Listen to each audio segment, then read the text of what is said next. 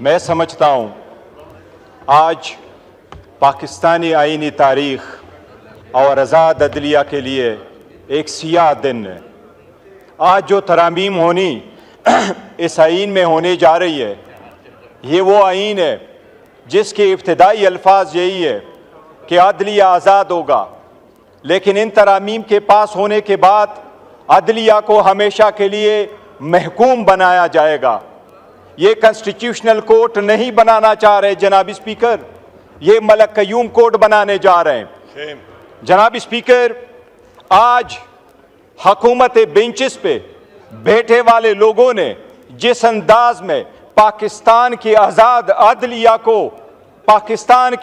अदलिया को हुकूमत नुमाइंदगान ने तनकीद का निशाना बनाया है, इतनी तनकीद कभी हिस्ट्री में इन लोगों ने इंडिया, मोदी और कलभूषण यादव पे नहीं की, जिन्होंने अपने आज आज़ाद अदलिया पे की है। जनाब स्पीकर, मैं मियाँ साहब को एक चीज़ रिमाइंड कराऊंगा। मियाँ साहब, हिस्ट्री में जब से ये ईवान बना है, तीसरी मरतबा आप इस ईवान में आए हैं, आज पहली मरतबा बोला है और आज आपने पाकिस्तान की आज़ाद अदलिया की ये शेर पढ़ के आपने तौहीन की है। हम इसकी मजम्मत करते हैं। मियाँ साहब बताओ, वकीलों वाला काला कोट काली काटी टाई पहन के क्या सुप्रीम कोर्ट में आप नहीं गए थे? सुप्रीम कोर्ट के सामने खड़े होके मेमोगेट गेट तू नहीं बनवा रहा था? मियाँ साहब बताओ, वो मेमोगेट कमीशन किसने बनवाया था? मियाँ साहब गए थे। वो मियाँ साहब अपने काला कोट काली टाई पहन के मियाँ साहब ने केसरगू किया था और वो कमीशन वो बनवाया था जिसका सरबराह काजी फायजी सा था। जनाब स्पीकर, बड़े सारे अच्छे जजेस गुजरे हैं, पाकिस्तान के चीफ जस्टिस अच्छे गुजरे हैं, लेकिन इंशाल्लाह काजी फाइसा साहब जाएंगे तो लोग हिस्ट्री लिखेंगे और हिस्ट्री में जस्टिस मुनीर को लोग भूल जाएंगे। जनाब स्पीकर, सबसे पहले मैं ये कहूं कि मियाँ साहब को भी रिमाइंड कराऊंगा, आज आपने जो अल्फाज अदा किए हैं, आजकल एक और शेर लिख दीजिएगा। आप अपने उन अल्फाज को भी याद रखो जो आज़ाद अदलिया, तो क्या आपके अल्फाज बैनुल अक़वामी अदालत में पाकिस्तान के खिलाफ इस्तेमाल हुए, उसके हक में भी एक शेर लिख दीजिएगा। जनाब स्पीकर, मैं आपको ये कह रहा हूँ, ये अल्फाज ये नहीं है, ये मैं आईन पे आता हूँ। सबसे पहले हमने इस आईन पे मौलाना साहब समेत हुकूमत के साथ किसी एक लफ्ज़ पे भी इत्तेफाक नहीं किया। मैं अभी आपको बताता हूँ जनाब स्पीकर, सबसे पहली बात यह है, आईनी तरीक़ाकार है। आईन में जब अमेंडमेंट हो रही है जनाब स्पीकर, अगर आप कानून साजी करें तो ये आर्टिकल 70 है। आर्टिकल 70 कानून साजी के लिए है, आर्टिकल 80 आपके मनी बिल के कानून साजी के लिए है, और आईन के लिए आपका 239 आर्टिकल है, आपका रूल्स 156 है। जनाब स्पीकर, ये ईवान उस वक्त तक, ये ईवान इस आईन के उस आर्टिकल 239 के मुताबिक, ये ईवान इसके रूल्स 156 के मुताबिक उस वक्त तक आईन में तब्दीली नहीं कर सकती जब तक इसमें जो रिजर्व सीटों की सीटें खाली हैं वो पूरी ना हुई हो, जब तक KPK के 11 सेनेटर्स वहां ना आए हो। ये आईन की खिलाफ वर्जी है। जनाब स्पीकर, मैं ये आपके नोटिस गुजार करा दूं, पाकिस्तान की सुप्रीम कोर्ट में एज ऑफ 16 सितंबर, ये डेटा मैंने सुप्रीम कोर्ट से लिया था, 16 सितंबर को लिया था, जब 15 सितंबर को ये कॉन्स्टिट्यूशनल अमेंडमेंट नहीं कर सके। जनाब स्पीकर, 65,200 केसेस इस वक्त सुप्रीम कोर्ट में पेंडिंग है। 65,200 केसेस में 148 केसेस कॉन्स्टिट्यूशनल है और 28 केसेस वो सो मोटो है। 176 केस की आड़ में ये कॉन्स्टिट्यूशनल कोर्ट बना रहे हैं। जनाब स्पीकर, ये कॉन्स्टिट्यूशनल कोर्ट ऐसे नहीं बना रहे हैं, ये चाह रहे हैं कि ये जिस तरीके से जजेस को महकूम करना चाहते हैं, ये चाहते हैं हर एक अदालत इनके मातहत हो। इसमें हैंड पिक जजेस को ये उठाएंगे। वज़ीर आज़म पहली मरतबा चीफ जस्टिस की तैनाती करेगा, जजेस की वो तैनाती करेगा और उसके साथ रखेगा। जनाब स्पीकर, एक चीज़ रिकॉर्ड पे लाऊं, आपने कमेटी बनाई, इस ईवान की कमेटी में हर पॉलिटिकल पार्टी का नुमाइंदा शामिल था। आपने वो ईवान की कमेटी जब बनाई थी, उससे सबसे पहले ये तजवीज़ उमर अयूब खान साहब की थी, उसमें पार्लियामेंटेरियन का जिक्र था। जनाब स्पीकर, 10 प्रोसीडिंग्स हुई है।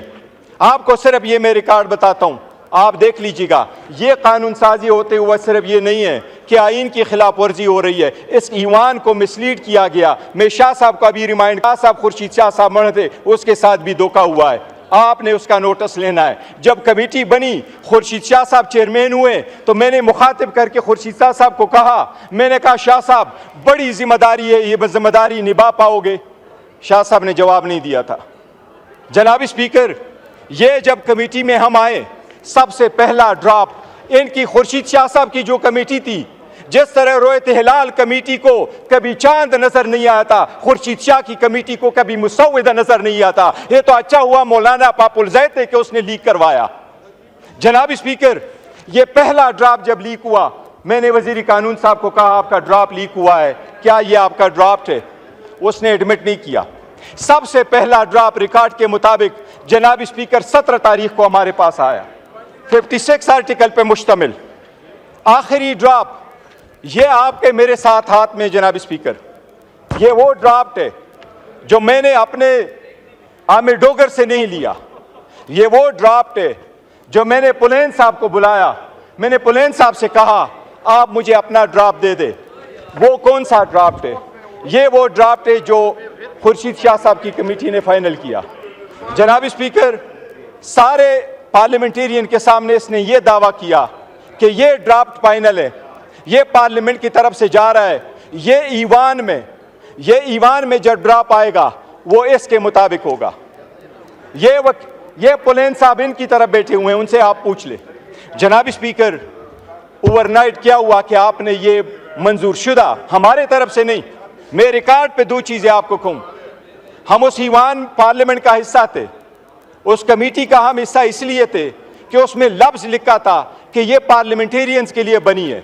हमने पार्लियामेंटेरियन का इशू उसके अंदर लाया था। हमने इस ईवान में बारहा उनको कहा था कि आपका कोई मैंडेट नहीं है कि आइन के आईनी तरमीम का मुसव्विदा आप तो ये कर ले। ये हम बारहा लेके आ चुके थे, हम मौलाना साहब के साथ भी थे। मैं रिकॉर्ड पे कहना चाहता हूं जनाब स्पीकर, हमने किसी के साथ इस ड्राफ्ट के एक लफ्ज पे भी इत्तेफाक नहीं किया था, बिकॉज हम समझते थे ये इलेजिटिमेट है, ये इसका प्रोसेस नहीं है। लेकिन जनाब स्पीकर, ये ड्राफ्ट आज आपके सामने वजीर कानून ने रखा, इसको सिर्फ देख ले।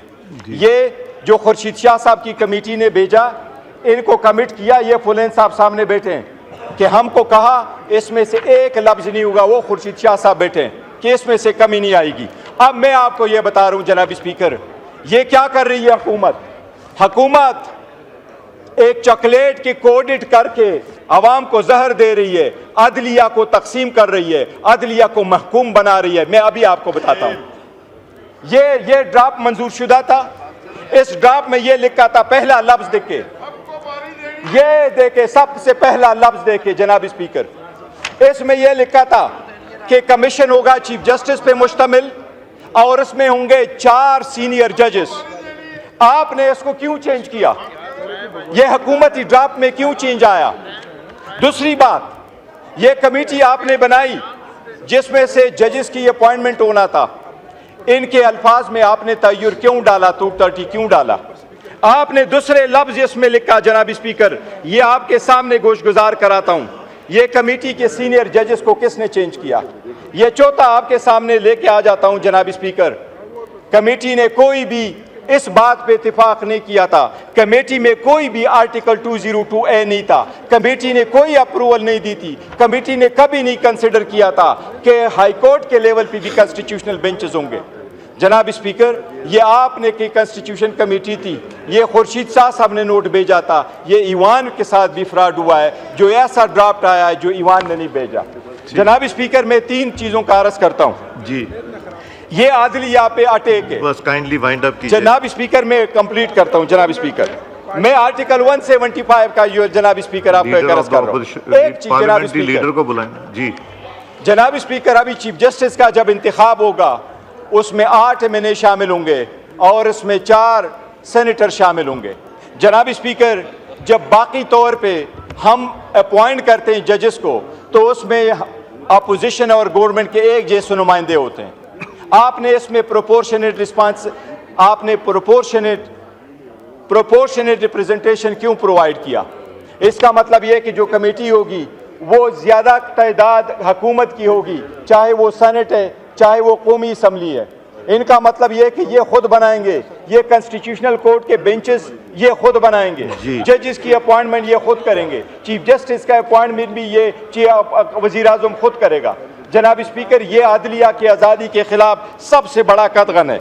इसी तरह आर्टिकल 199 में जो कॉन्स्टिट्यूशनल केस प्रोवाइड किया है, जनाब स्पीकर एक मिनट में कंक्लूड करूँ। जनाब स्पीकर, इसी तरह आर्टिकल 191 में जो आप कॉन्स्टिट्यूशनल बेंच प्रोवाइड कर रहे हैं, जनाब स्पीकर, कोई भी अदलिया में ये कभी नहीं हुआ कि सुप्रीम कोर्ट तो केस के फैसले करे लेकिन उसके लिए बेंचेस कोई और बनाए। सुप्रीम कोर्ट अदालत अदलिया कब होगी अगर उसके लिए बेंचेस कोई और बना रहा है? हाई कोर्ट में ये बर्डन कैसे होगा अगर उसके लिए बेंचेस आप ही बना ले? और जजेस आज़ाद कैसे होंगे अगर उसमें से गैर जजेस की तादाद आप ज़्यादा करके कर ले? 18वीं तरमीम इसलिए नहीं ख़त्म हुई थी, इसलिए ख़त्म नहीं हुई थी कि अदलिया ने यह कहा था कि ईवान कानून साजी नहीं कर सकती। अदलिया ने इसलिए ख़त्म किया था कि जजेस की तादाद कम कर दी थी। वो तो 9 मेंबर बेंच पे मुश्तमिल था जिसमें 5 जजेस थे, अभी 4 जजेस थे और 3 नॉन जजेस थे। अभी तो आपने उसमें 5 जजेस और 8 नॉन जजेस कर लिया। जनाब स्पीकर, हम समझते हैं ये सब के सब आज़ाद अदलिया के खिलाफ इनका एक पहले ये सुप्रीम कोर्ट पे अटैक करते रहे, आज पूरे अदालती निज़ाम पे इन्होंने अटैक किया है। हम समझते हैं ये कानून के खिलाफ वर्जी। जनाब speaker, thank you very much. Thank you जी। नाउ